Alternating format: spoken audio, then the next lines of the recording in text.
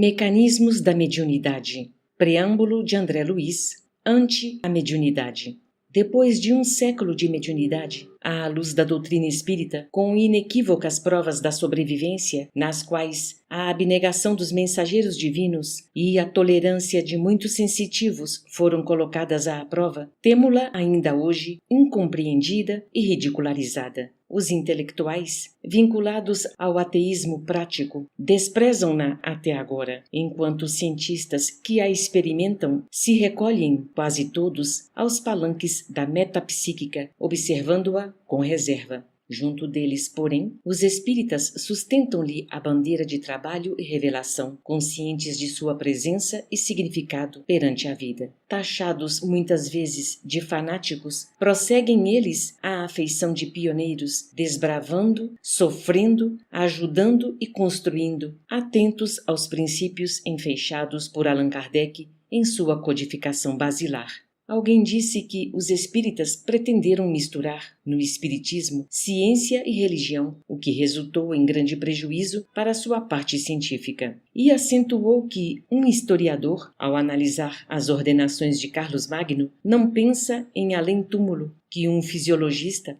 assinalando as contrações musculares de uma rã, não fala em esferas ultraterrestres, e que um químico, ao dosar o azoto da lecitina, não se deixe impressionar por nenhuma fraseologia da sobrevivência humana, acrescentando que, em metapsíquica, é necessário proceder de igual modo, abstendo-se o pesquisador de sonhar com mundos etéreos ou emanações anímicas, de maneira a permanecer no terra a terra, acima de qualquer teoria, para somente indagar, muito humildemente, se tal ou tal fenômeno é verdadeiro, sem o propósito de desvendar os mistérios de nossas vidas pregressas ou vindouras. Os espíritas, contudo, apesar do respeito que consagram à pesquisa dos sábios, não podem abdicar do senso religioso que lhes define o trabalho. Julgam lícito reverenciá-los, aproveitando-lhes estudos e equações, qual nos conduzimos nestas páginas, tanto quanto eles mesmos, lhes homenageiam o esforço, utilizando-lhes o campo de atividade para experimentos e anotações. Abre nota. A convite do espírito André Luiz, os médiuns Francisco Cândido Xavier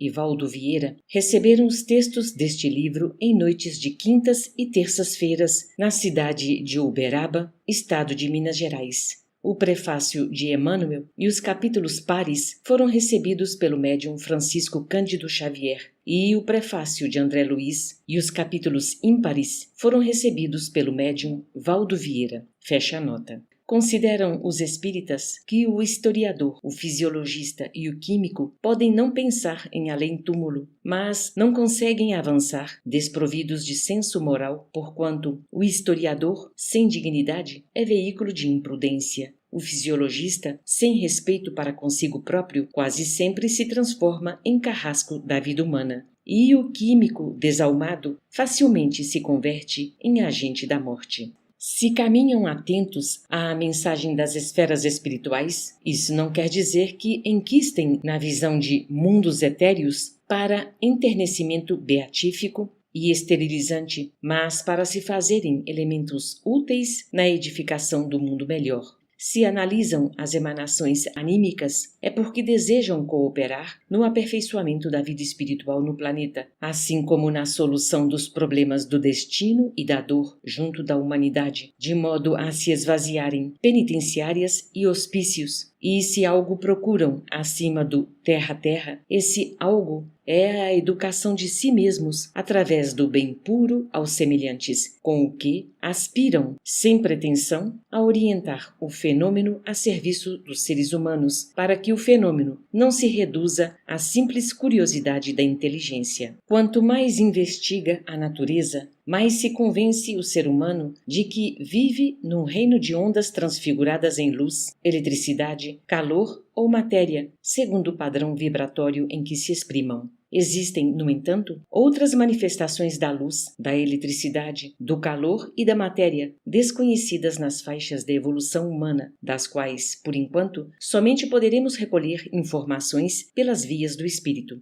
Prevenindo qualquer observação da crítica construtiva, lealmente declaramos haver recorrido a diversos trabalhos de divulgação científica do mundo contemporâneo para tornar a substância espírita deste livro mais seguramente compreendida pela generalidade dos leitores, como quem se utiliza da estrada de todos para atingir a meta em vista, sem maiores dificuldades para os companheiros de excursão. Aliás, quanto aos apontamentos científicos humanos, é preciso reconhecer-lhes o caráter passageiro no que se refere à definição e nomenclatura, atentos à circunstância de que a experimentação constante induz os cientistas de um século a considerar, muitas vezes, como superado o trabalho dos cientistas que os precederam. Assim, as notas dessa natureza, neste volume, tomadas naturalmente ao acervo de informações e deduções dos estudiosos da atualidade terrestre, valem aqui por vestimenta necessária, mas transitória, da explicação espírita da mediunidade, que é, no presente livro, o corpo de ideias a ser apresentado. Não podemos esquecer a obrigação de cultuar a mediunidade e acrisolá-la, aparelhando-nos com os recursos precisos ao conhecimento de nós mesmos. A parapsicologia nas universidades e o estudo dos mecanismos do cérebro e do sonho, do magnetismo e do pensamento nas instituições ligadas à psiquiatria e às ciências mentais, embora dirigidos noutros rumos, chegarão igualmente à verdade, mas antes que se integrem conscientemente no plano da redenção humana, burilemos, por nossa vez, a mediunidade à luz da doutrina espírita, que revive a doutrina de Jesus no reconhecimento de que não basta a observação dos fatos em si, mas também que se fazem indispensáveis a disciplina e a iluminação dos ingredientes morais que os constituem, a fim de que se tornem fatores de aprimoramento e felicidade a benefício da criatura em trânsito para a realidade maior. André Luiz, Uberaba, 11 de agosto de 59.